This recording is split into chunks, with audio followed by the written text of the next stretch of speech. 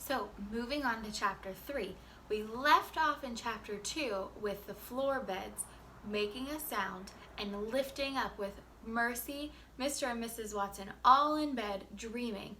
Did you make a prediction about what's going to happen? Well, let's find out. Boom! A hole opened under the Watsons' bed. Crack! The Watsons' bed fell into the hole.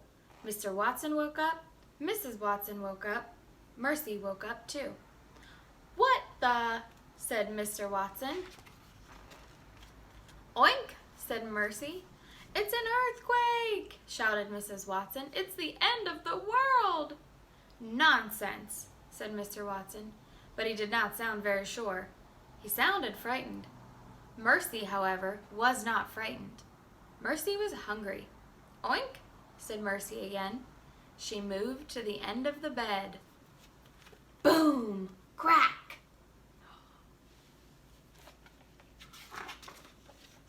The bed fell a little farther into the hole in the floor. "Don't move," shouted Mr. Watson. "Whatever you do, don't move." Mr. Watson and Mrs. Watson and Mercy held very still.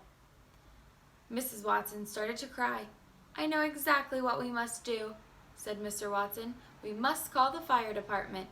They will rescue us." "But you said we should not move," said Mrs. Watson. "How can we call the fire department if we cannot move?"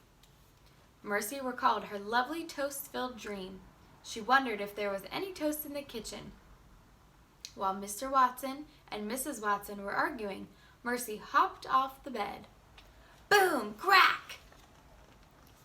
"Look," said Mrs. Watson. "Mercy has escaped." "She's going to find help," said Mr. Watson. "She is going to alert the fire department." Mercy left the bedroom at a gallop. She was in a hurry. She was on her way to the kitchen. She was looking for some toast. The Watsons have a problem to solve. Do you think you know how to solve this problem? Let's see what happens in chapter 4.